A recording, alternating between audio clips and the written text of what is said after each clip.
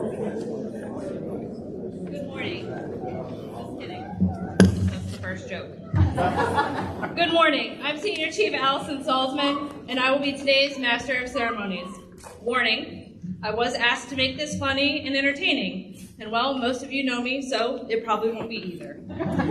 In today's ceremony, we honor Master Chief Information Systems Technician Joel G. Ramirez, as he takes off his baits before they blow out, and put on his kicks. Most are aware that Master Chief spends an inordinate amount of time on StockX, sneakers, or looking at East Bay magazines for new sneakers. More eloquently put, the release from active naval service and transfer to the Fleet Reserve retired list. On behalf of Chief of Staff, Navy Recruiting Command, Captain Reyes, and Master Chief Ramirez, we welcome his many shipmates, family, friends, and colleagues as we recognize his 25 plus years of faithful and honorable service. First dad joke. Why do seagulls fly over the ocean? Why? Because they flew over the bay, they'd be bagels. Okay, sorry, the future retiree asked for dad jokes, and apparently today's about him, so I concede it. We extend an especially warm welcome to Master Chief Ramirez's wife, Tanya. Being the devoted cat dad he is, I'm surprised Temp isn't here as well. His dear mother, Virginia, Father Edgardo, brothers and sisters, Rosa, Edgardo, Virginia, Sevilla. I got it. Hazel, Ho, Sway, and Erica. His father and mother-in-law, Robert and Melinda, and brothers and sister-in-laws, David, Christine, Deja, Utku, Juan, Ramon, Gilbert, Lorena, and Miguel, and many of his nieces and nephews. We all know that you all are vividly aware of the sacrifices Joel has made in the service to our country, and I speak for the entire command and the Navy when I say how pleased we are to have you today. Now that we have introduced the whole city of New Orleans, will the guests please rise for the arrival of the official party and remain standing for the parading of the colors, the national anthem, and the invocation.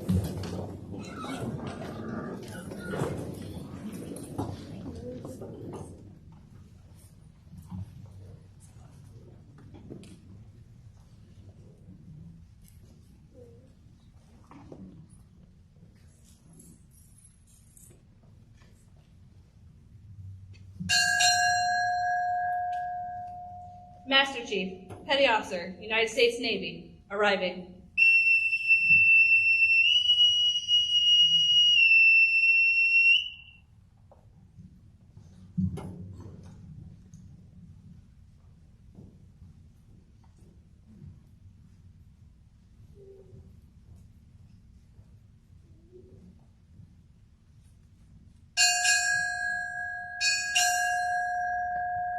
Captain, United States Navy, arriving.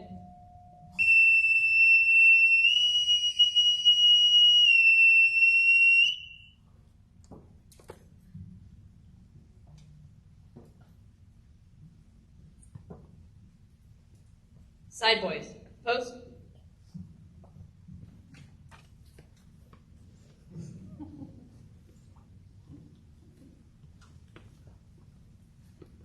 Color guard. Parade the colors. Color guards, attention. March on, march. Forward, march.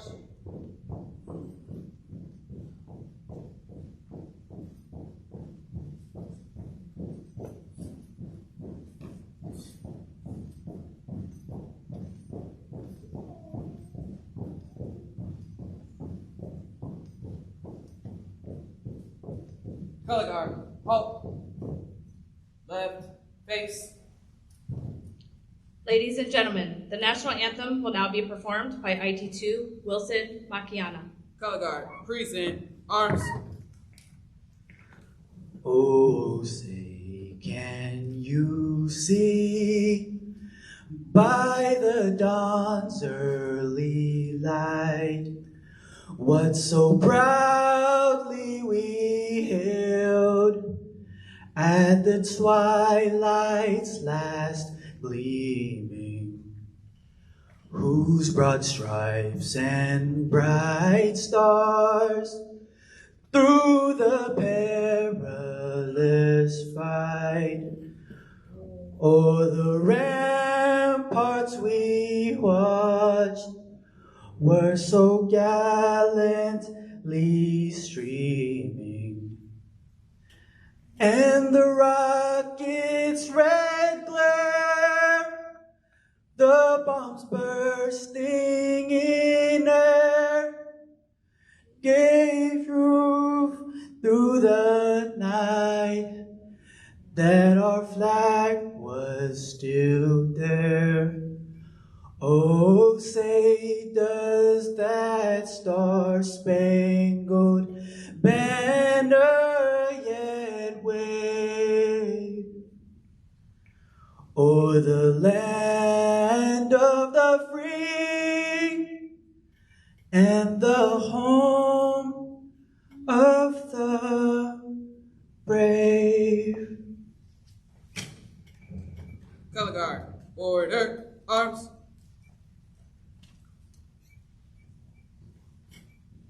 Right, face. Mark time, march. Forward, march.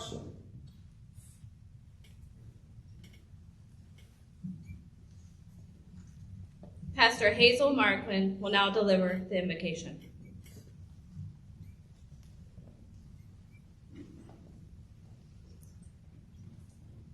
Please join me in prayer. Dear God, as we gather here today to pay tribute to Master Chief Ramirez, a member of our family and the Navy family, we are seeking your blessing. We want to thank you for his 25 years of service and for his many contributions to this place, our family, the Navy, and our nation. God, we want to ask for your continual blessings in the life of Master Chief Ramirez and his wife Tanya as they begin a new chapter in their lives. May this ceremony be a joyful time remembering their past successes and reconfirming their trust in your promises for guidance, wisdom, and protection for the future. Bless those that continue their service to our nation, and may they continue to hold up the traditions of their service with integrity, wisdom, and strength. In your mighty name, amen.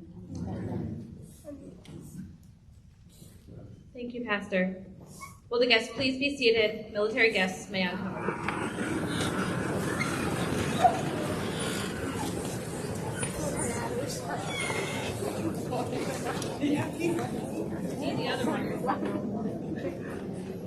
The retirement ceremony you will witness today is steeped in tradition and dates back to the 1700s. It is the Navy's way of expressing appreciation for a job well done and a sincere official recognition of a long period of faithful and honorable service. As we give him a metaphoric wave goodbye, never forget what the ocean said to the beach. Nothing. It just waved.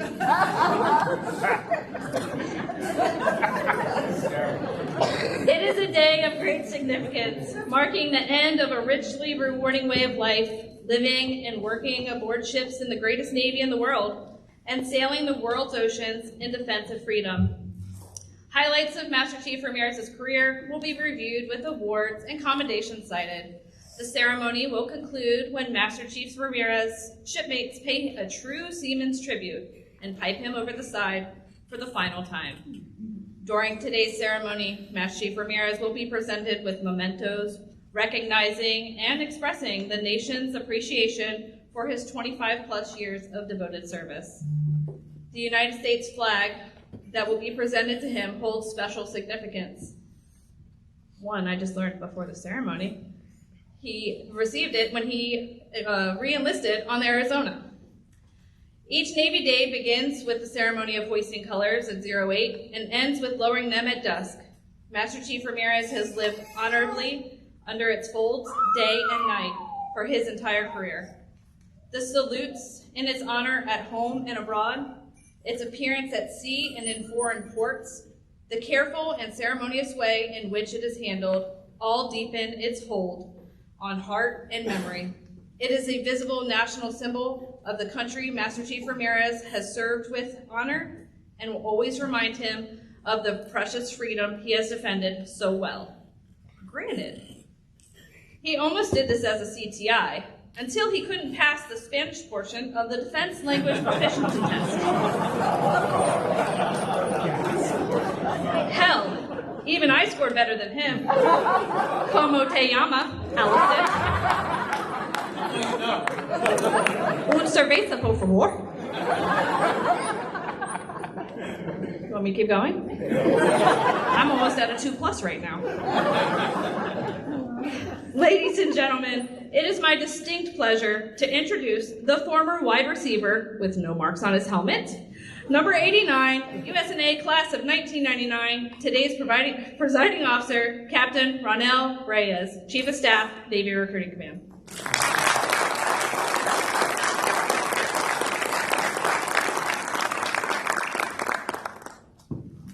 Thank you, Senior, for that wonderful introduction. What a turnout. I think this is much better turnout than most of our all-hands calls, but appreciate everyone coming out today. Alma Walker, distinguished guests, family and friends, shipmates, and recruiting warriors, good morning.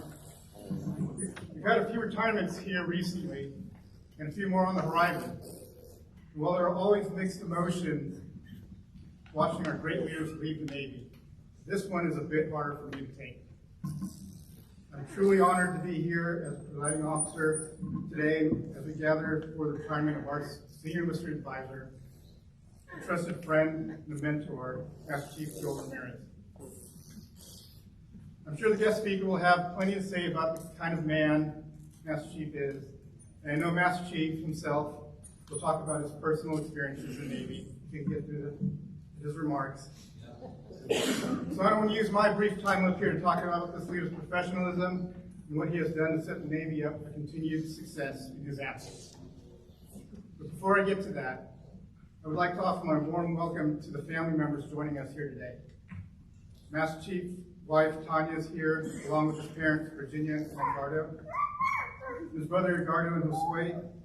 I would also like to welcome his parents-in-law, Melinda and Robert, and his brothers and sisters-in-law, David, Christine, Lorena, Miguel, Ramon, Deja, Luku, Gilbert, and Juan. Master Chief may be leaving the Navy, but it's totally apparent he's going home to an army. In all seriousness, we are honored to have you all here. A career in the Navy is not possible without the support of our families. So thank you for sharing Joel with us for all these years. His sacrifice is every bit as honorable as Master Chief's service to our country. As many of you know, and for those who don't know, only 10% of the country, our population, joined the military. And of that 10%, only 10% will reach the rank of chief, with only 1% of that population reaching the rank of Master Chief. It is an incredible accomplishment, especially for a young man from Louisiana who joined the Navy as an undesignated seaman. We were lucky enough to have him as our senior enlisted leader. He led and mentored more than 400 sailors and civilians across headquarters and during some of the most unprecedented times and circumstances in our recruiting history. He was dual-hatted and was also hand-selected to be the Information Warfare, or IW, program manager. Throughout the 2-year pilot program, he improved applicant quality, reduced attrition by 10%, and ensured enlisted community manager year manning groups were filled. His team of recruiting coordinators successfully contracted 1,678 qualified IW candidates, achieving all mission objectives.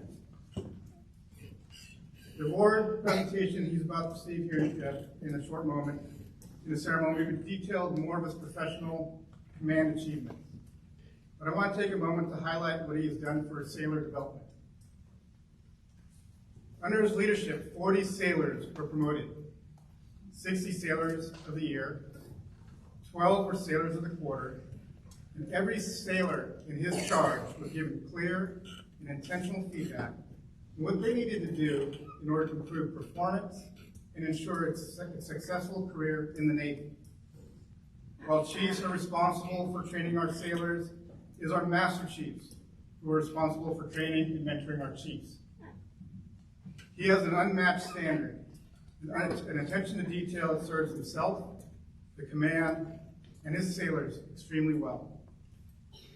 The work he did during this tour and throughout his career has set his sailors and his Navy up for continued success. Joel Ramirez is no doubt the best of the best, and it has been an absolute honor and pleasure serving alongside him. While he will be missed, the best compliment to good leadership is the ability to step out of the position and have business continue as usual. And I know Master Chief has set us up for that seamless transition. Joel, thank you for all you've done for the recruiting nation and for this world's greatest Navy. My friend, I wish you fair winds and following seas. Thank you.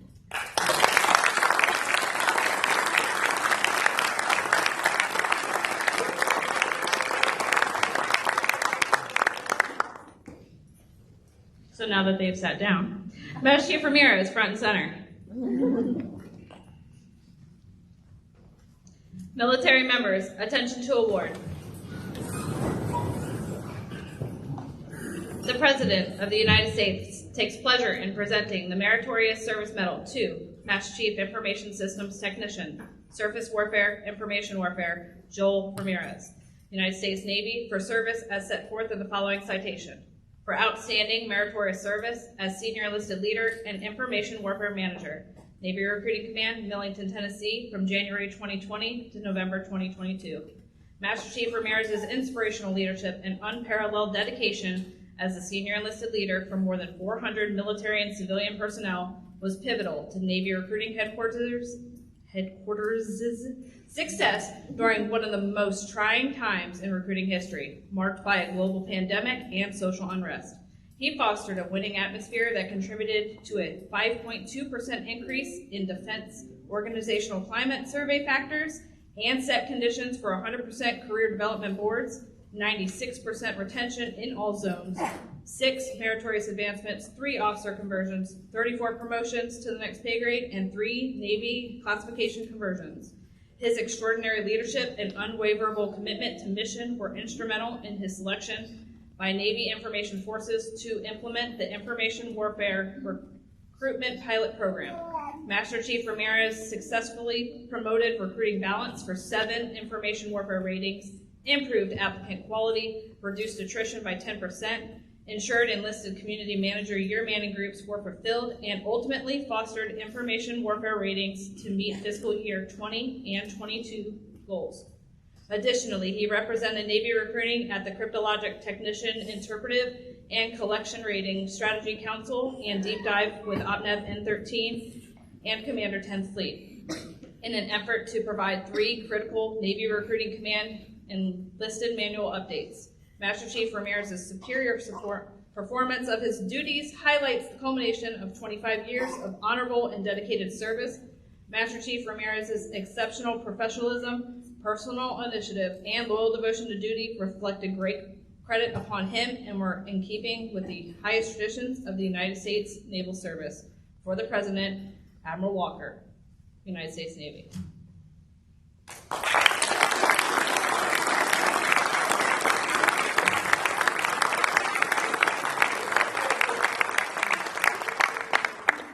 Certificate of Appreciation for Service in the Armed Forces of the United States of America.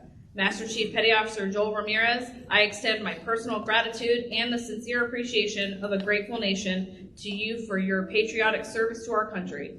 Your bravery and dedication in our armed forces helped protect our fellow Americans during a critical moment in our history and contributed to a world of greater security and growing prosperity. Your dedication to duty, honor, and country, in keeping with the long traditions of the finest military in the world, embodied the American ideal of the selfless service. Our nation owes you an incredible debt. Your commitment and the example you set will inspire future generations to serve with pride and to keep our country secure. You represent the best of our nation, and I join our fellow Americans in saluting your honorable service. I wish you happiness and success in your next chapter. Signed, Joseph Biden, Commander-in-Chief.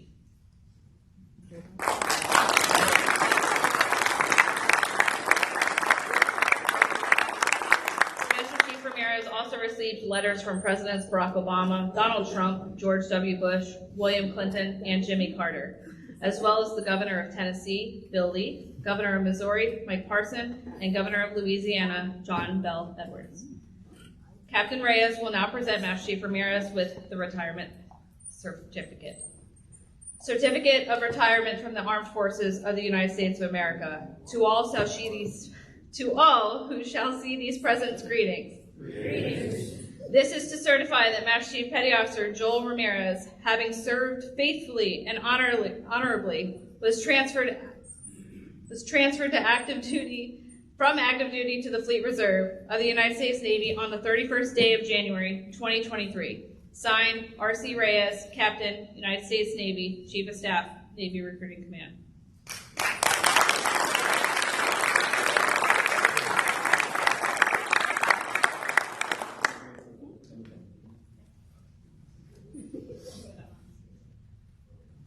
Will Tanya, Mr. and Mrs. Ramirez, Mr. and Mrs. Hunger, Joel's brothers and sisters, and his brothers and sisters-in-laws, please join Captain Reyes and Master Chief Ramirez up front. All other guests may be seated. All 21 of you. Take pictures of us. Take pictures. Tanya, you're first. Recognizing that Master Chief Ramirez could not have achieved his many accomplishments alone, Captain Reyes will present letters of appreciation from the United States Navy to his wife, father, mother, brothers, sisters, father and mother-in-law, and brothers and sisters-in-law for their support during his 25 years of naval service. No, he wants a picture with you guys holding it.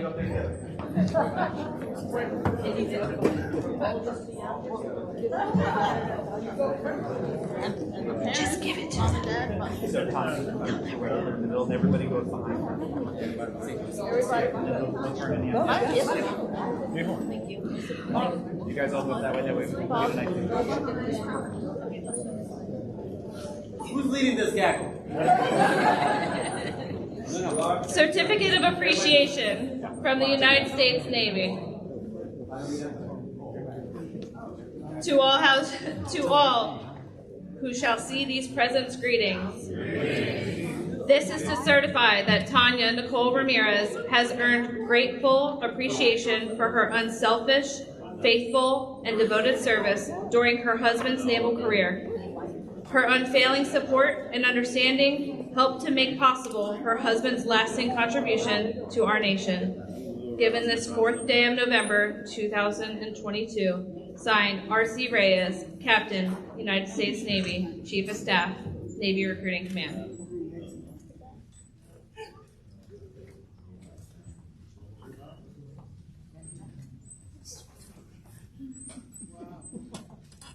Almost done. I got a joke.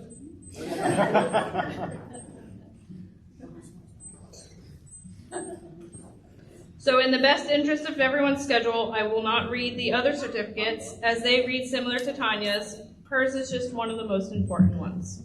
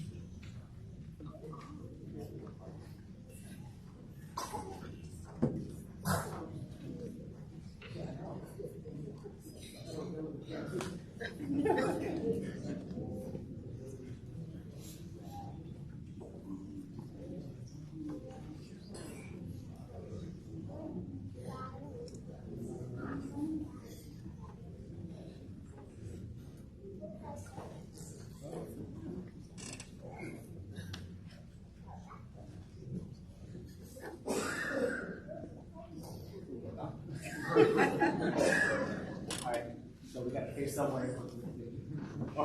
You're good. You get in the middle. I'll there you go. Just wait.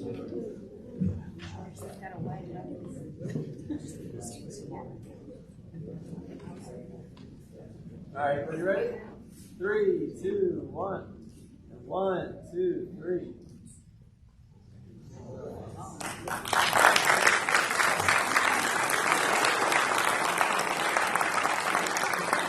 Master Chief Ramirez will now present flowers to his mother, mother-in-law, sisters, and sister-in-laws as tokens of his appreciation for their love and support during his career.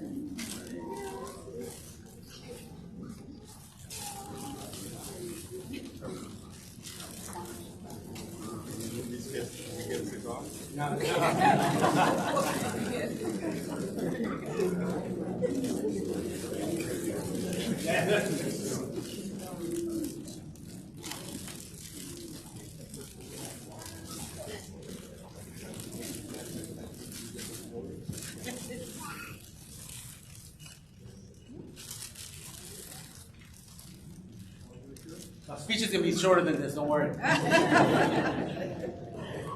One more round of applause, please.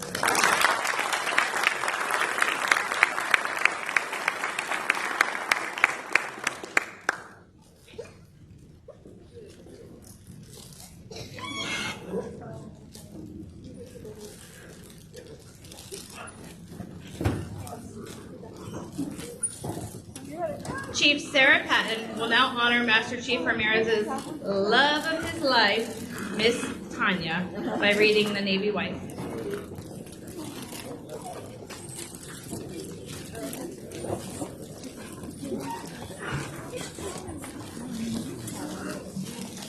The Navy Wife.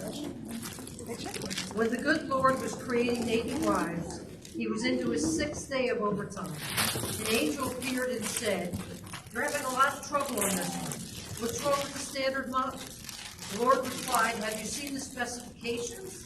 She has to be completely independent, possess the qualities of both mother and father during deployment, be a perfect hostess to 4 or 40 with less than an hour's notice, handle every emergency imaginable without a manual, be able to carry on cheerfully through illness, birthdays, and events without dad, move around the country and even the world 14 times in 30 years, have a kiss that cures anything from a child's torn Valentine to a sailor's weary day, have the patience of a saint when waiting for the boat to return from sea, and have 6 pairs of soft hands." The angel shook her head slowly and said, "6 pairs of hands, no way." And the Lord answered, "Don't worry, we'll make other Navy wives to support her. Besides, it's not the hands that are causing the problem, it's the heart. It must swell with pride, sustain the ache of separation, beat soundly when it's overworked and too tired to do so. Be large enough to say, 'I understand,' when it doesn't, and say, 'I love you,' regardless." "Lord," said the angel, touching his sleeve gently, "go to bed. You can finish that tomorrow." "I can't," said the Lord. "I'm so close to creating something unique.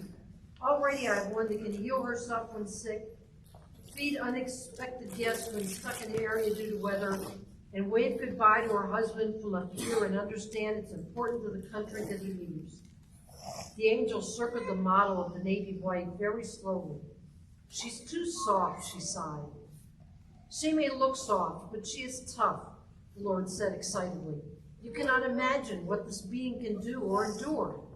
"Can she think?" the angel asked. "Can she think? She can convert 1400 to 2 p.m. the Lord said. Finally, the angel bent over and ran her fingers across the cheek. "There's a leak," she pronounced. "I told you they were trying to put too much into this model." "It's not a leak," said the Lord. "It's a tear." "What is it for?" asked the angel. "It's for joy, sadness, pain, loneliness, pride, and dedication to all the values she and her husband hold dear," the Lord said. "You're a genius," said the angel.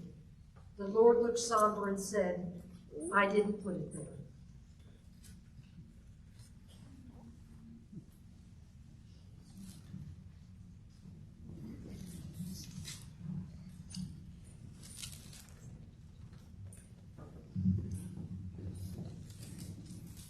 Tanya, for all of the years of putting up with the craziness. I'm trying to be PG, there are children.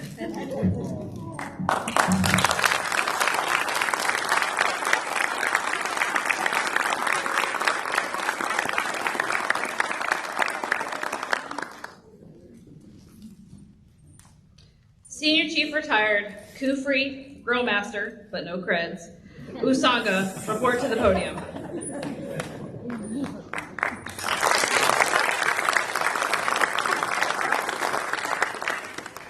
How's everybody doing? So I've always wanted to come to Millington. You know, I served for 22 years, and I never could come down here. You know, I want to see the buildings, the people that never picked me for Master Chief. So I finally got here. I'm like, oh, this is where it is. So glad to be here. You know. Good morning, Admiral, Captain, CMC, Chief Smith, Howell's family, and friends, and shipmates. What a great day to gather here to celebrate an amazing career, which is a quarter of a century long. That's a long time. A lot of you were not even born yet when Howell decided to join the United States Navy. So we're here to honor him for his honorable service, his commitment, and loyalty to our nation and our neighbors. So retirement ceremonies are not really for the servicemen, because Howell has attended a lot of retirement ceremonies. It's for you, the family. So you can see what we already know about Howell, how amazing he is, and all the great stuff he's done for us, how he's protected us, and have made our Navy better. So Howell and Tanya have known Venus and I for more than 17 years. So I called him up when it was time for me to retire. I said, hey, you're gonna be my guest speaker. So he was like, that's it? I said, yeah. What do you want me to do, write a check? He said, okay, but I'm in Japan. I'm like, I know. And mind you, my retirement ceremony is in Norfolk. And, you know, there's a thing in the Navy circles where a lot of people don't want to go to Norfolk. If you've been there once, you never want to go back. So somehow we had to come from Japan, go get Tanya from St. Louis, and make it over to Norfolk for my ceremony. So like, okay, make it happen, Master Chief. You know, oh, by the way, it was kind of hard. I've gotten used to it. We call him Master Chief. You know, we got to Japan as first classes, and I have to make Chief first. And he refused to call me Chief.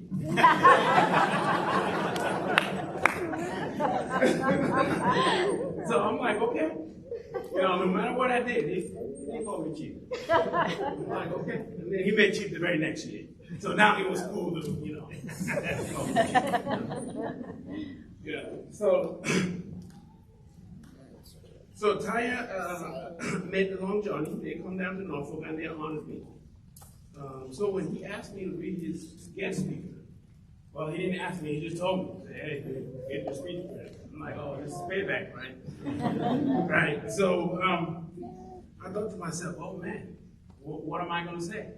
I have so much to say, and it's just hard to put it all in one speech. You know, I've known him for what seems like a lifetime, right? It's like family to me now. So, so I said, okay, the best thing to do is to give the exact same speech that he gave at my except it's not going to be 2 hours long. Because he had this Navy radio and poem that it was long, and I'm like, man, he's losing people. But it was good. It was good. It was good. So, Howell started from the bottom. He won. Seaman recruits from Master Chief. That is amazing. You know, if you're in the Navy or you've been around Navy, that is hard to do. So if you can, please get on your feet and give Howell a round of applause. Right now.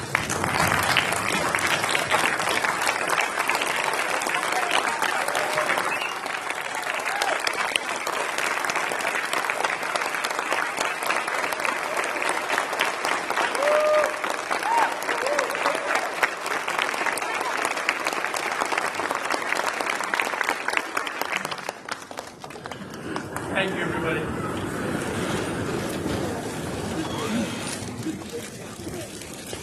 So thank you. Thank you to the family. Thank you to the friends. Tanya. I'm sorry, I'm going to have to make y'all get back up again. Because Tanya needs her own family.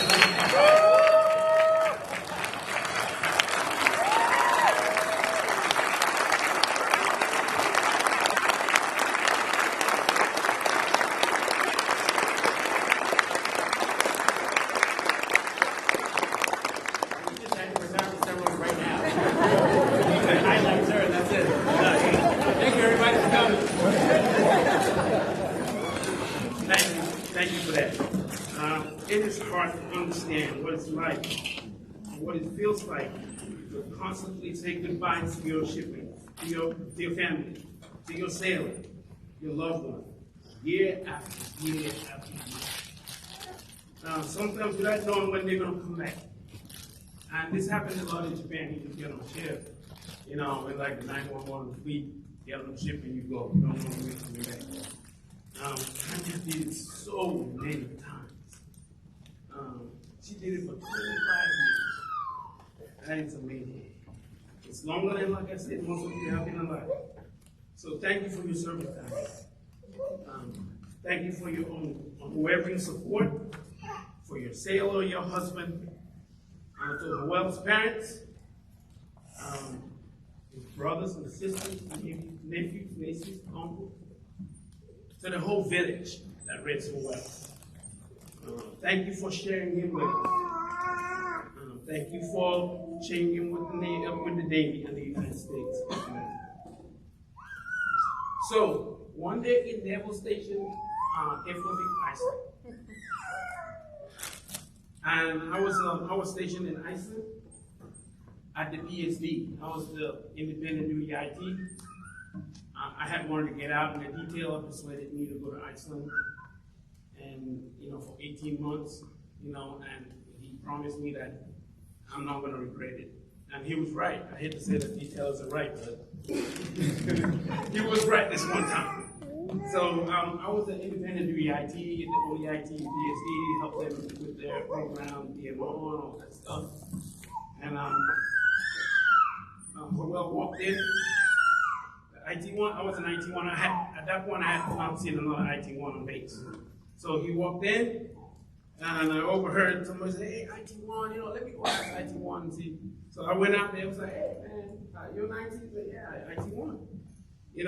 So once I found out that he's an IT1, he was stationed at NCTS, Keflavik. So it was a instant bond. So we just started talking about the same experiences and how we got to Iceland, and then we found out we're next door neighbors. We got home and like, what do you mean? You live right there? So needless to say that we, our wives met, and it was all barbecues and drinks, like water. I mentioned barbecue. They introduced me as a grill master. I tell everybody the grill master, but they want to see a certificate or something. I don't have it. It's just unwritten, but it's there. So we, it was snowing, whether it was snowing, whether it was sleeting, whatever it was, we were barbecuing. You go to see your barbecue grill and you have snow piled up. Smelt that thing down and use that grill. So it was amazing. So today we said thank you, Howell, for your service to this nation. Thank you for leading our sailors. Thank you for mentoring them, teaching them, especially future IT as an instructor, the ITA student and beyond. Those who know Howell, we know that I've never seen him get mad. Has anybody?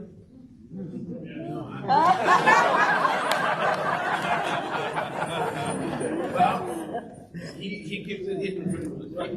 But he doesn't yell. I've never seen him scream at any sailors. Anyone? You're not here. I have never seen him scream, but somehow he gets things done. He accomplishes the mission, you know. We work closely, we were not in the same command, but we work closely in Japan, same battle group, his ship, he got stuff. Okay. 25 years. He trained, led, mentored sailors, completed multiple deployments, forward deployed in Japan. You know, the tip of the spear. And they don't say that for nothing. If you've been there, you know. Okay. Served in Djibouti, Africa. Just take a look at his bio. I'm not going to go through everything here. So I don't want, I don't know how much time I have. I have unlimited time. It's your day, bro. Tanya's there. Let's get that. So who else became Master Chief?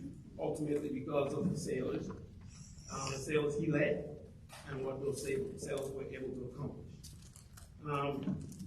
I have a lot of stories I can tell, but I don't want my speech to turn into his speech.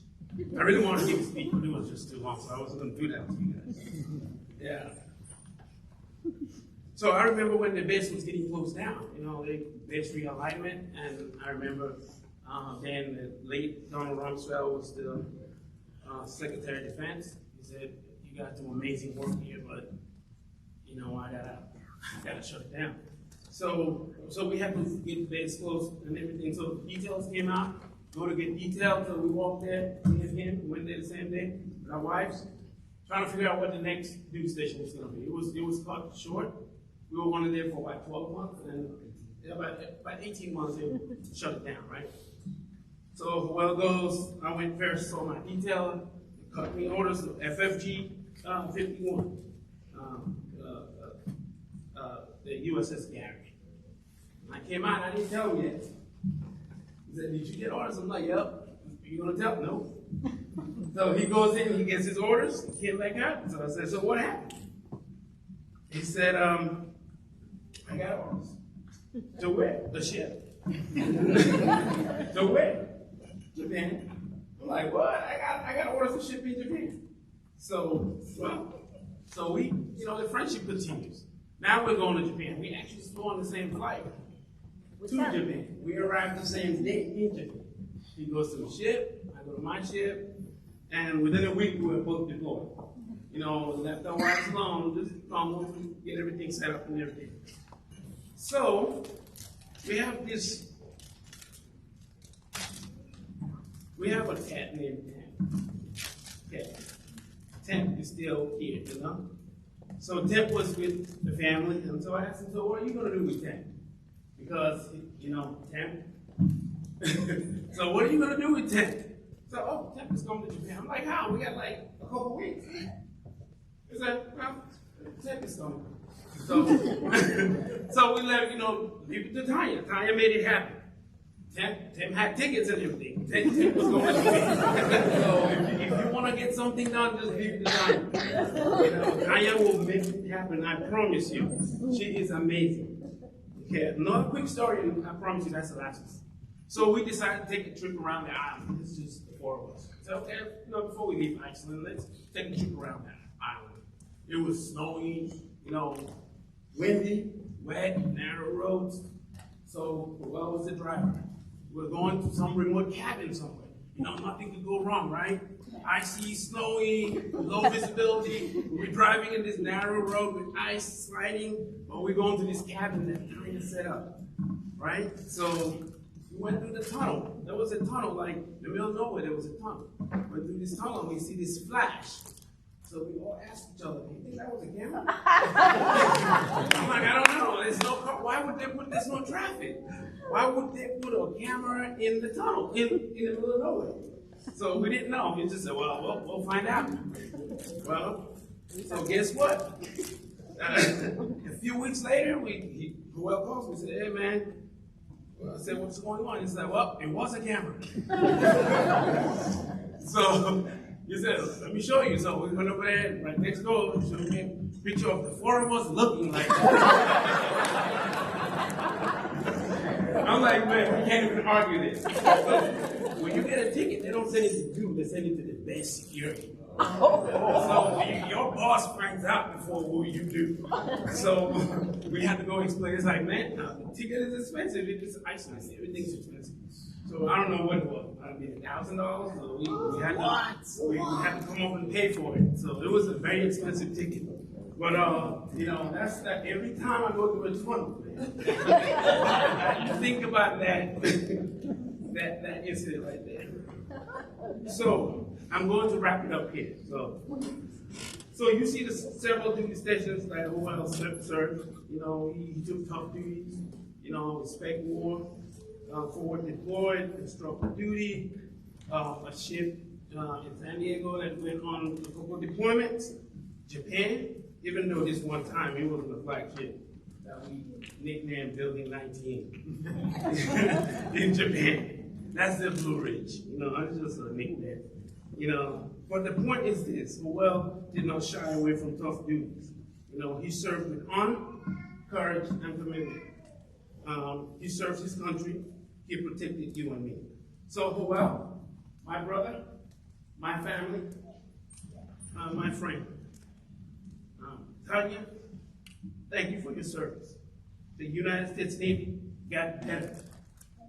This nation is safer because of your outstanding service. I am going to use a quote that I'm sure nobody has ever heard before. But it was by a man named John F. Kennedy. So, you know, it's funny, you know, I got a little goodie bag when I checked into my hotel yesterday, and I got a point. I've already written this speech like months ago because he told me what I was going to do. You know, I took orders, you know, the master. After this one, I was on the stage. So there was a point in there, a main point, and it has this quote, but this quote was already written in my speech. So it just ties everything up, right? So John F. Kennedy said, any man, you know, who may be asked in this century what he or she did to make his life worthwhile can respond with a good deal of pride and satisfaction. I serve in the United States Navy. Oh, well, you can do that every day, all day. Now that we are retired, you know, this is a good life, I promise you. You know, some things that you're gonna forget that you don't have to do, like responding to NFAS. Make sure to take your name out of the list, you know, or monster report being submitted, or oh my God, in September, Chief's eval. You know, I mean, it's gonna be there. And apparently you are golfing now. I don't know, I heard, but I don't see it. I see you watching golf. All right. Thank you so much. Thank you, everybody. Thank you for the honor of speaking today. I love you, man. Love you, Tanya. Love your family. Love everybody. You know, thank you very much. Navy Chief! Navy Rock! Navy Chief! Navy Rock! Navy Chief! Navy Rock! Thank you so much.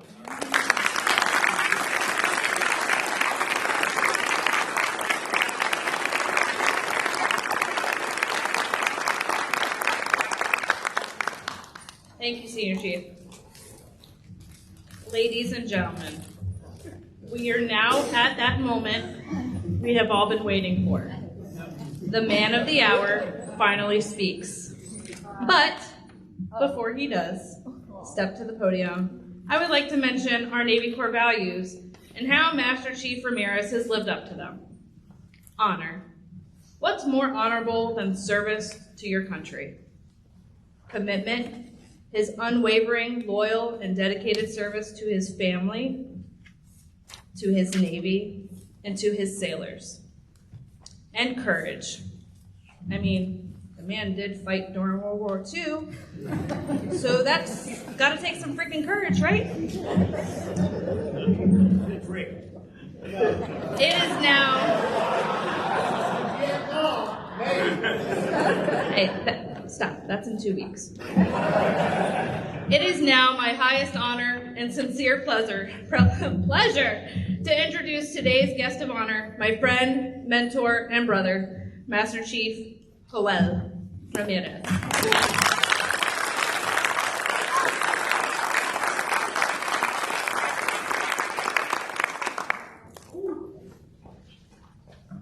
Hey, Bert, where are you at? Should have filled this up, because I need it right now.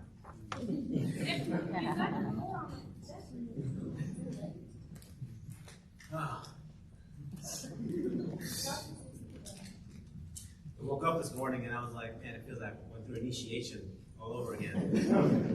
Couldn't sleep last night. I'm like, oh boy. Amazing.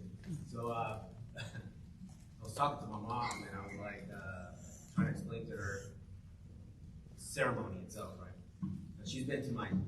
When I made chief, she was there. I made senior chief, she wasn't there. But when I made master chief, I was in San Diego. They weren't there, right? So I was trying to explain to her. She's like, oh, so the ceremony, and I was trying to say, yeah, it's just gonna be me. She's like, what do you mean, just you? Because she's used to seeing all of us being pinned together. So she was like, I was like, no, it's just me. She goes, well, why just you? I'm like, so I had to go through this whole rigmarole trying to explain exactly for the whole thing. So I was trying to explain what the ceremony was going to be like. So first thing that popped into my head was like 4th of July, because you know, your independence, you're proud to be American, that type of thing. She's like, oh, so there's going to be barbecue? Barbecue. So there's going to be fireworks? I'm like, no. No fireworks. But that was pretty cool. I would like to thank Admiral Walker. Thank you for being here. Senior Solomon said she didn't have to be here. I don't know how true that was. Rick? Captain Reyes. For being my presiding officer. Kufre, for being my guest speaker. Did we ever figure out who my sponsor was? Oh, hey, Allison. My sister Hazel for speaking to God on my behalf, because I surely will lead her today. Thank you. All the participants who have you seen up to this point and throughout the conclusion of the ceremony, thank you. Thank you to my friends who traveled from throughout the U.S., Hawaii, Japan, literally next door to my house. Over there, right? And my parents, uncle, aunt, brothers, sisters, nephews, nieces, father, mother-in-law, brothers and sisters-in-law, and my beautiful wife, Tanya. Family, friends, co-workers, and shipmates attempted to recreate 25 years in just a few minutes or pages was not only stressful, but at the same time rewarding, because along those memories, Tanya and I have met some incredible people that we had a privilege to work with and ultimately calling friends. Before I continue, it will be impossible for me to thank everybody. But if you're here today, I want to say thank you for being part of both Tanya and Mike's life. When I entered the Navy, I wasn't quite sure how everything would unfold. But the thing I remember the most is how Tanya reacted when I told her I joined the Navy. Not a good day. Not a good day. That was an interesting day. But just like any other future sailor would do, I blame my recruiter. Yep, sure did. And now after working at Navy recruiting, I was telling myself, wow, you mean to tell me you had more options than just undesignated seamen? So, Admiral, I submitted for a congressional. And I expect an all-hands email to explain why my recruiter could have done better. Just saying. Some of you may or may not know, but I joined as undesignated seaman. When I reported to my first ship, USS Merrimack, A179, it was the Navy's last owned fleet oiler. There wasn't a chief in deck department, but it had 2 first classes that ran a tight division. I mean, seriously tight. I met 1 second class, Petty Officer Beachy was his name, who I remember, and he wore his dungarees extremely sharp, but I noticed his 3rd chevron was lined out and said void on there. And I know some of you still remember what that meant. I was on board almost a year when we were told she will be decommissioning in a few months after our return from deployment. So those 5 months underway, I learned my job and grateful for the opportunity to qualify a helmsman and steer the ship, FSA'd in the CPO mess, where at the time, chiefs had a tip jar for the FSAs. A lot of you don't know that, right? And finally understood the meaning of sliders. Boy, we went through some serious. Atlantic Ocean is incredibly strong. And my second class took me under his wings and guided me to an extremely successful tour.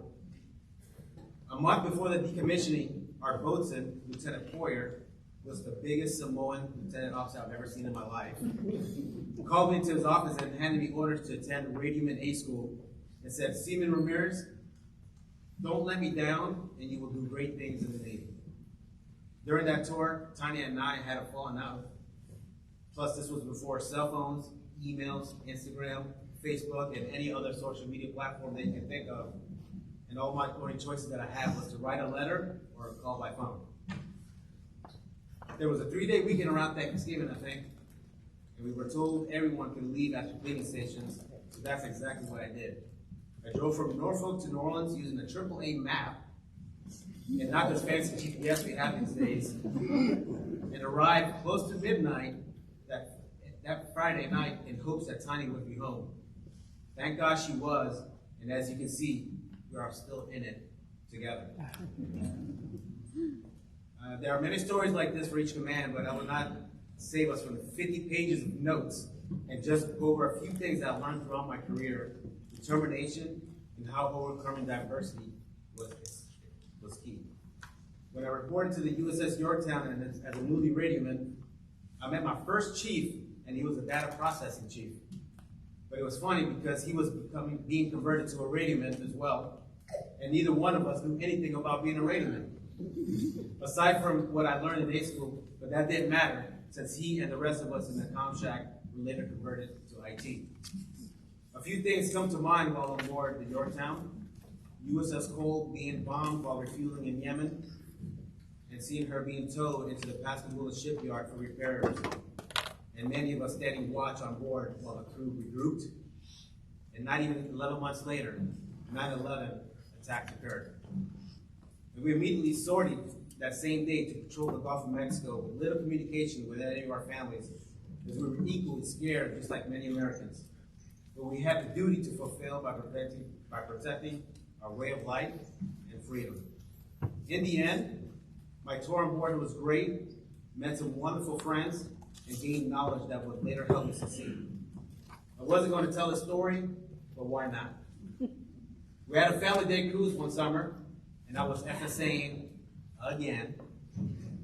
MS2 at the time, and I went to the galley to pick up a few items since we were doing a Steel Beach picnic. And we overheard some people talking on the mess decks, and it was the CEO's wife and her guest, and I remember her saying, "This is where the common folks work and eat, and they don't have college degrees." Yes. As I was trying to process this information, I started walking that direction to say something, and MS2 immediately grabbed me and walked out. I asked him, "You're not upset?" He goes, "You're damn right I am." I'm like, "So how can we not do anything about it?" And he gave me the best advice in my early stages of my career. He said, "Choose your battles wisely, and remember, you cannot converse where ignorance is present." Woo. That's real deal right there. So I added that method to my tool bag for many future uses. When I got stationed at Special 1422, I got a call from my detailer when I was going to NCTS Iceland. And I was like, "Isn't that where Santa Claus keeps his reindeers?" Well, that tour was great. And the island is beautiful. Two great things came out of that tour: Kufre and Venus, who instantly became friends with. All four of us cried together through some tough times. We really did. Celebrated when Alicia and Matthew came into your lives. And now we can forget, and how can we forget our trip to Paris? That was an interesting trip. We have been inseparable for the past 17 years, and the both of you, along with Alicia and Matthew, will always have a special place, both Tanya and my heart. When I was pinned to chief, along with my buddy Mark, Lieutenant Witherspoon, sorry. After going through CPO initiation at Corps Station in Pensacola, I kept telling myself, when a junior sailor or a chief or an officer asks me a question, man, I don't hope I don't screw that up. During this time, I was an instructor at ITA school. Things were going well, and after several months had passed, each scenario imaginable came to fruition. Within a 2 months' time, one of my instructors was in a marriage crisis. 2 of my students were assaulted out in town. Another student attempted to take their own life. Unfortunately, one of the students succumbed to their depression and took their own life. One student was violently killed while jogging.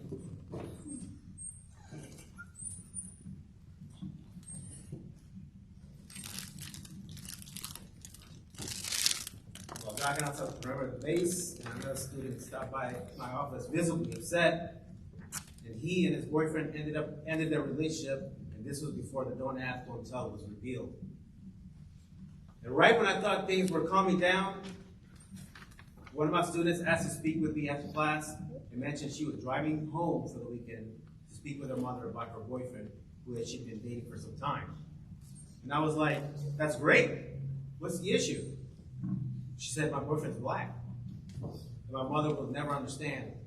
I didn't tell her what to do. We discussed it for some time, and I provided 2 simple solutions.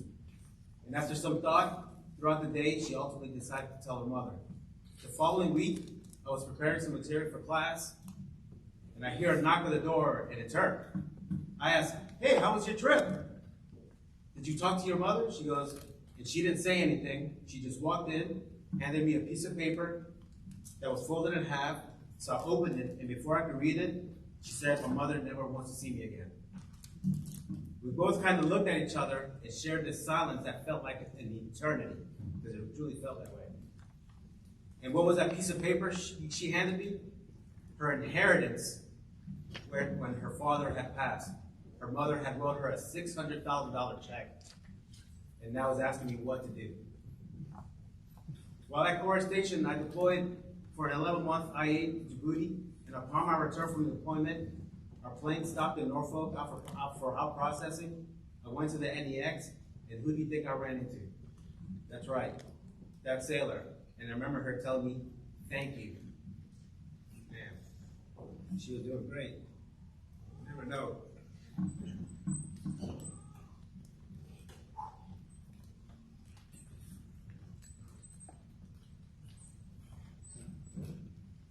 Of course, it wasn't all somber. I had to CDO one night on the base, and the base lost power. Good thing that never happened to Millington. Captain Mossberger's like, yeah, baby. Good thing that just so happened it was Halloween, and all the students decided to wear their costumes outside their barracks building, and somehow convinced me to stage a costume contest. Let's just say it was hysterical, and I think it gave them a sense of normalcy for that moment. I got called to the quarterdeck soon after, and when I arrived, the local police did a courtesy turnover for one of the students who had indulged a lot of it. It was a CTT student, and I was like, yes, it's not an IT.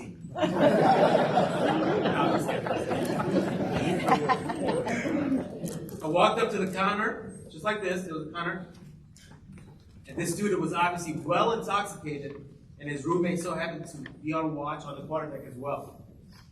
He was acting a little obnoxious, and I was like, hey, just calm down, take a seat, and do you know where you are? He looked at me and said, no, petty officer. And his roommate told him, no, that is Chief Ramirez. You see, I was standing behind the counter, and all he could see was my khaki blouse. He proceeded to challenge me that I wasn't a chief, so I let him talk, since he was calming down. Finally, he told me, if you are a chief, let me see your pants. Because he listed have black pants, so I had khaki pants. So I walked from behind the counter, went like this, and he immediately stood at attention. I said, Sorry, Chief. Oh, shit.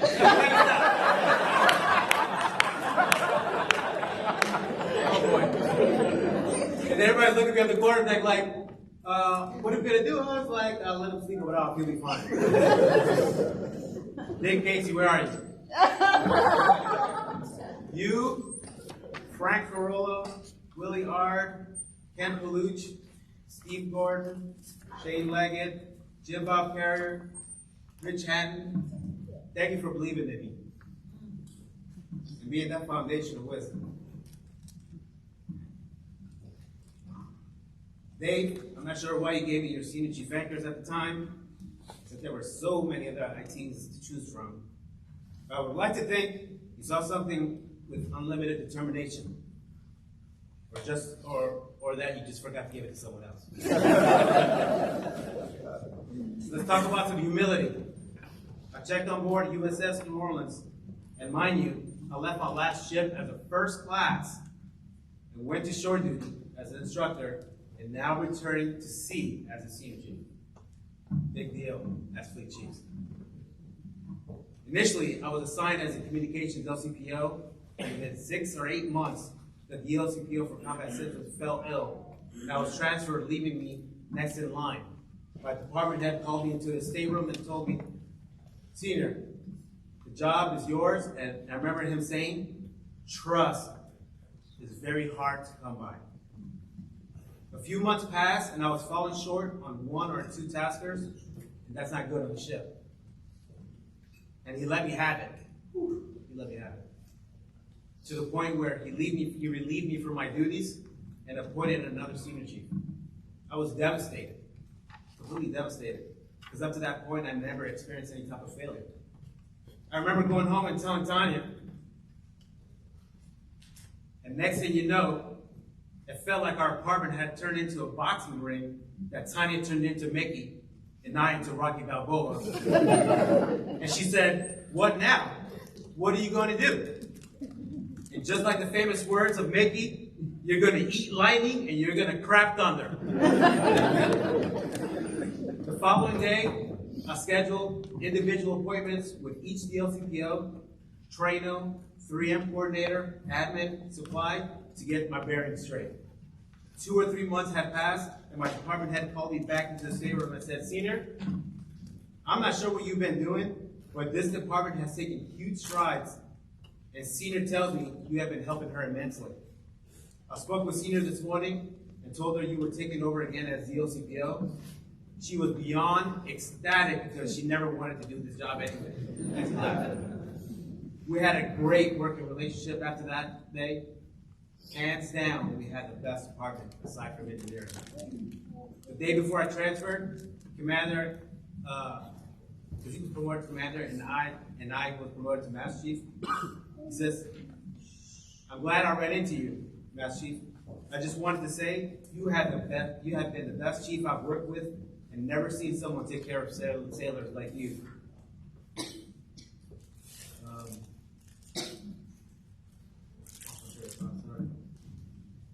I keep thinking about the word he originally used. Have you all asked yourself recently, does the team that I'm part of trust me, or do I trust them? Working at Navy recruiting is a tough business, but I never met a group of civilians and officers who embody professionalism and dedication. To the junior sailors, always rise to the occasion, maintain an appetite for success, and harness the opportunity to prove others wrong when they didn't believe in you. Rick, Misty, Roy, I may not wear the Command Master Chief badge, but all three treated me like an equal and always provided me sage advice when I needed it the most. Chiefs, my brothers and sisters at NRC, thank you for supporting me and giving me the opportunity to lead us through some of the trying times and having the confidence in me to always do the right thing. To all the chiefs present here, it's been a privilege being part of the Navy's finest Chief Petty Officer mess, and my final charge for you is this: sailors are your priority. And when they fight and when they fail, so have you. Hold everyone accountable, including yourself. Never pass the buck when things go wrong. Setting the example isn't a part-time job. Never give up on your division officer. Never waver from the truth. And if you've lost your way, don't be afraid to ask for help. And finally, earn your damn anchors every day. To my mom and dad, I owe you a ton of gratitude. The reason I am successful today is because of the tremendous work ethic that both of you displayed and encouragement to dream big. Your many sacrifices provided all your children to achieve the impossible, and I cannot say enough thank you for being the beacon of hope and the pillar of my life. Los quiero mucho. There comes a time in everyone's life. I need a swig of water for this.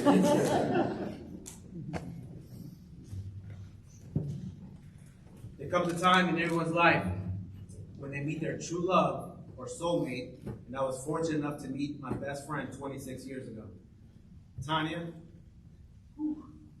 thank you for having such a beautiful, intelligent, kind, and caring spirit, which is why I love you very much.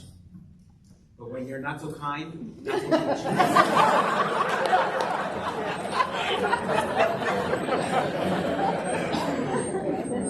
I remember one of our first dates, and after dinner we ended up walking by the levee, talking and laughing, and you hit my stomach jokingly. Oh, yeah. But what we didn't expect is for me to pass gas when you hit my stomach. I was so embarrassed. I was so embarrassed.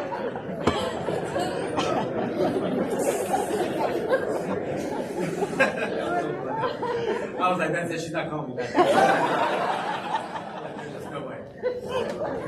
But we took this leap to the unknown together many years ago, unsure what the Navy would have in store for us. But without a shadow of a doubt, I could not have asked God for anyone other than you. Because you've been my Bonnie to my Clyde, Sandy to my Danny, Amy to my Sheldon, Wilma to my Fred, and my Oliver to my Papa.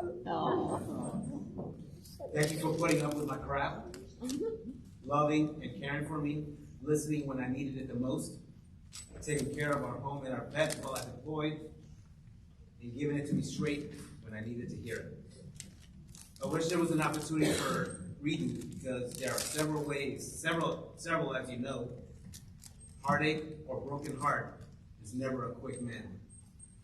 How do you even begin to say thank you to someone who sacrificed so much, leaving her family and friends behind, changing careers multiple times, and ultimately placing complete blind faith in me for our future? Tanya, I cannot imagine surviving all the hardships of my life without your pure love and undying support. Keep holding my hand tightly like this forever. I love you. Like we say in New Orleans, les bon temps roulé. Let the good times roll. Thank you.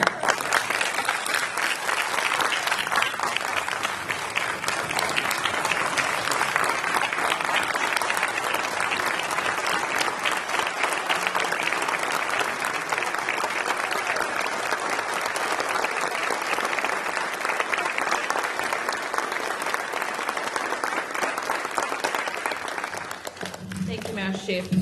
So PS1 win was the only one that he would get through that speech, so she has acquired now $4,072. Grab it before you check out. All right. Master Chief Bert Ellen, will you please join me on stage?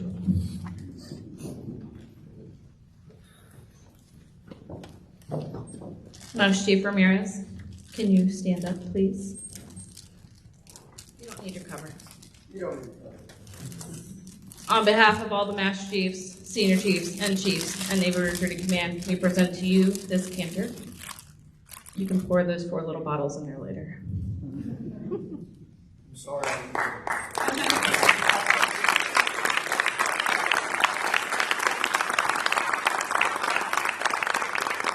Back to the official business.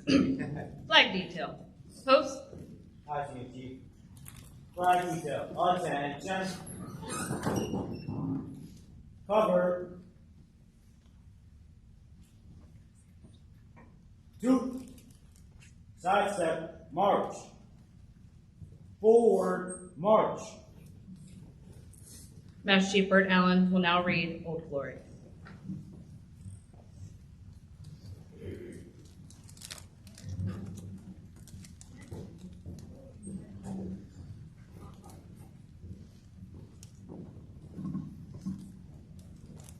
March time, march.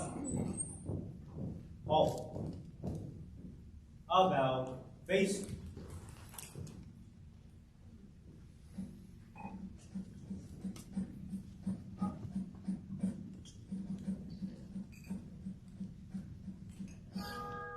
I am the flag of the United States of America.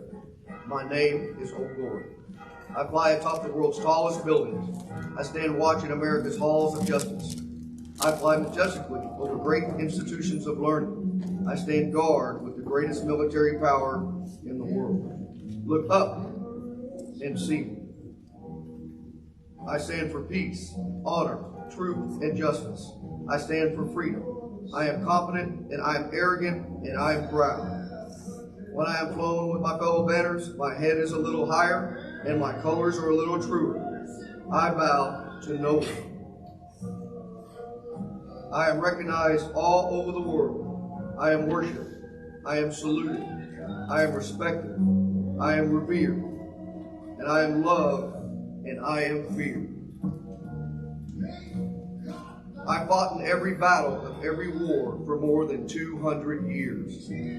Gettysburg, Shiloh, Appomattox, San Juan Hill, the trenches of France, the Argonne Forest, Anzio, Rome, the beaches of Normandy, Guam, Okinawa, Tarawa, Korea, Vietnam, the Persian Gulf, and scores of places long forgotten by all except by those who were there with me. I was there. I led my sailors and Marines. I followed them. I watched over them, and they loved me. I was on a small hill in Iwo Jima. I was dirty, battle-worn, and tired. But my sailors and my Marines cheered me, and I was proud. I have been soiled, burned, torn, trampled on the streets of countries that I have helped set free. It does not hurt, for I am invincible.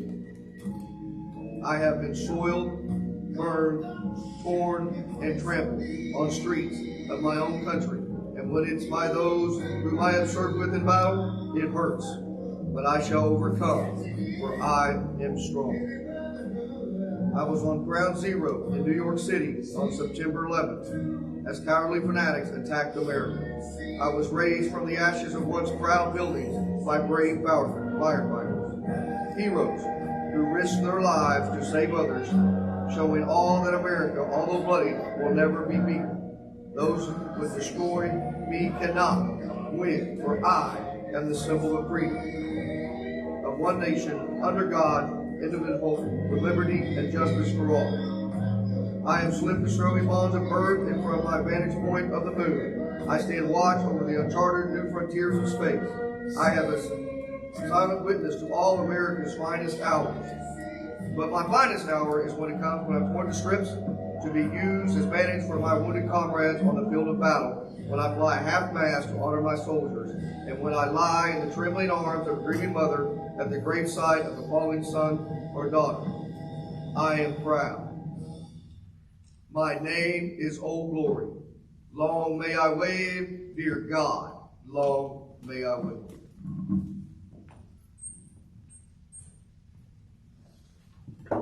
Flag detail, right face.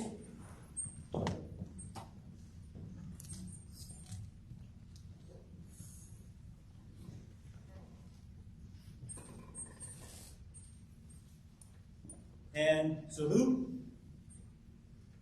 Ready, two. Right face. Pose.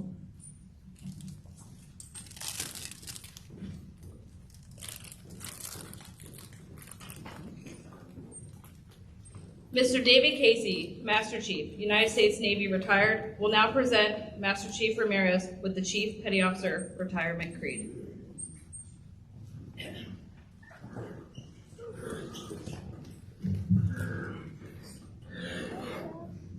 Joel, Tanya, congratulations. Well done. Chief Petty Officers, Master President, attend up. Cover. 2.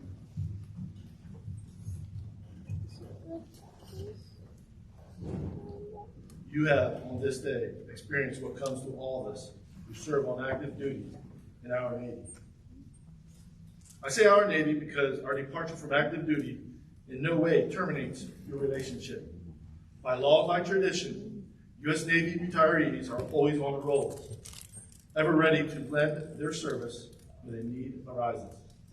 The respect you earned as the Chief was based on the same attributes you will now carry into retirement.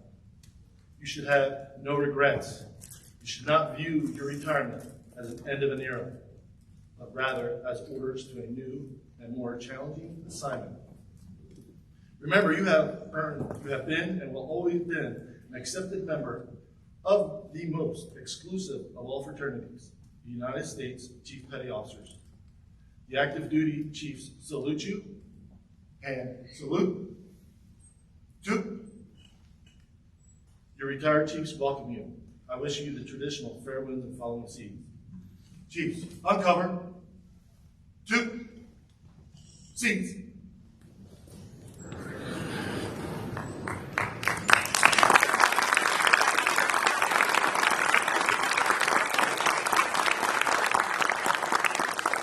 Thank you, Mr. Casey. Pastor Hazel Marquin will now deliver the benediction.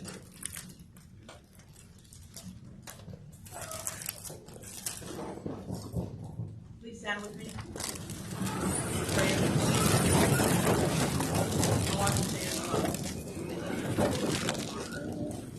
Dear God, thank you so much for this beautiful ceremony where we've had the opportunity to hear so much of the accomplishment that maybe even we as family weren't quite aware of.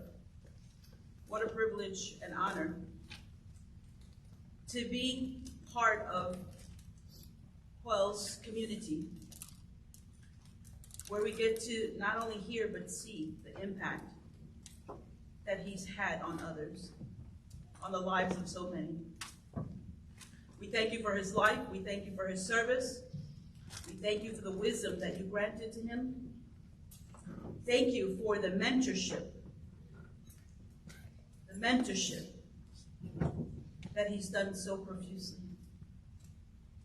that is so needed in our nation.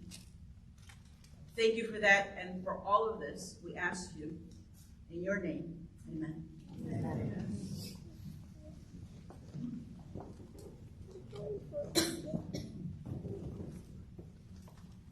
Thank you, Hazel.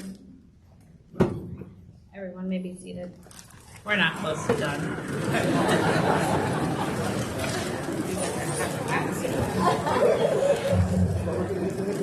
You guys are used to the stand up, sit down. At least we're not kneeling today. All right.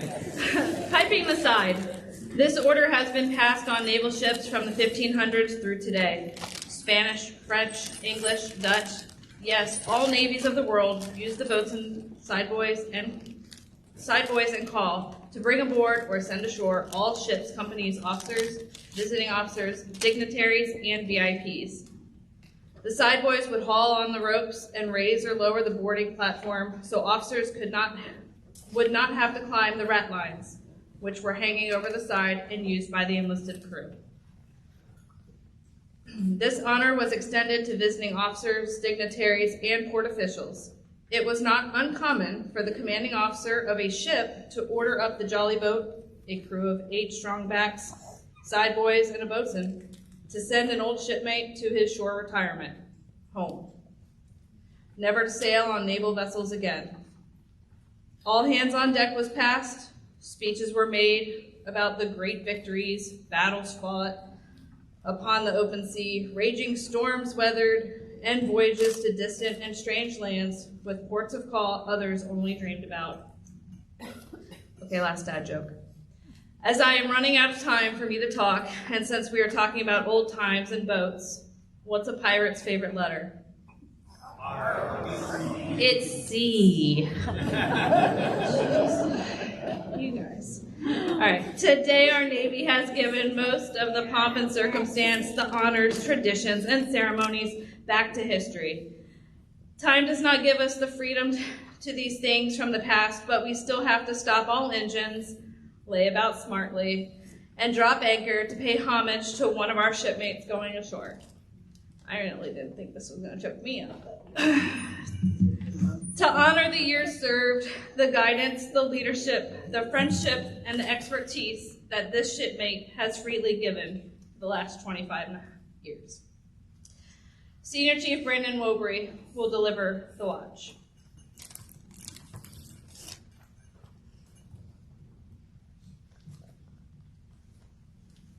For 25 years, this sailor stood watch.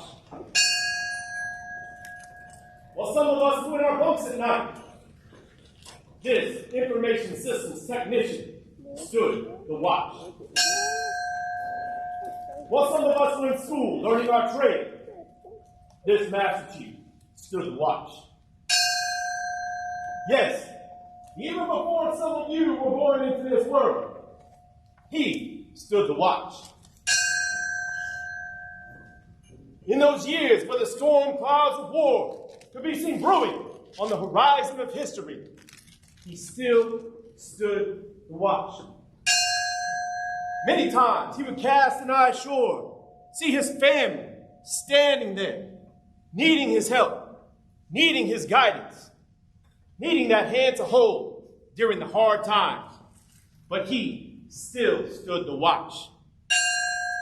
OL stood the watch for 25 years so that we, our family, and fellow countrymen could sleep soundly and safely each and every night, knowing that a sailor stood the watch. Today we are here to say, shipmate, the watch stands relieved. Relieved by those who have trained, guided, and led. Chief Petty Officers, attention! Cover! 2. Shipmate, the watch stands relieved. We have the watch. Folks, stand by to clap the side. We got a shipmate going ashore. All right, Senior Chief. Sideboard. Side step. Post.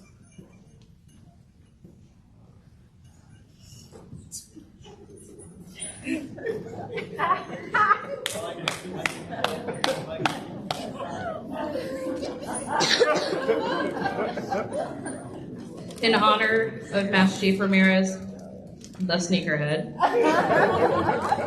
we all put some on. Ladies and gentlemen, Master Chief Ramirez will now report to Captain Reyes and request permission to go ashore for the last time. Military guests, please stand, cover, and man the rails to send our shipmate ashore. Chief.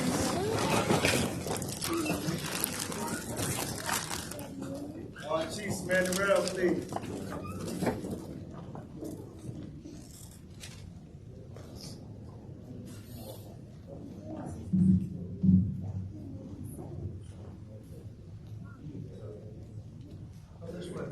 This side. This side.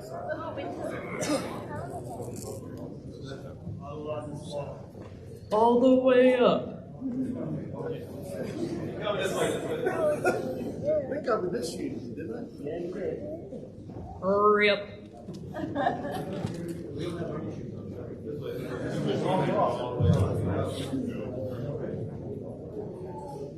What, you guys wait for a master chief to tell you what to do?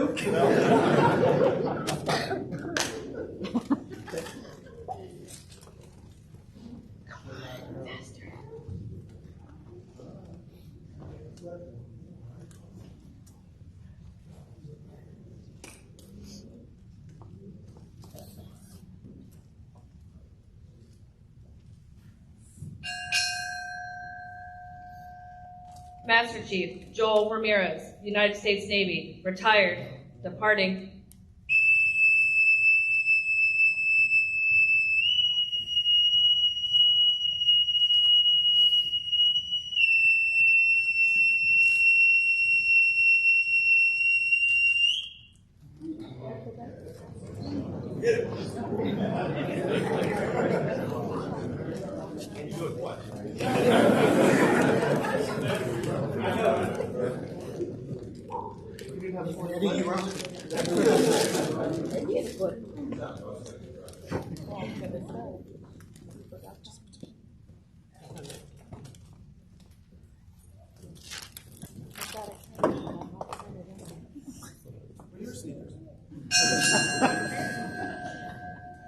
Navy family, retired, departing.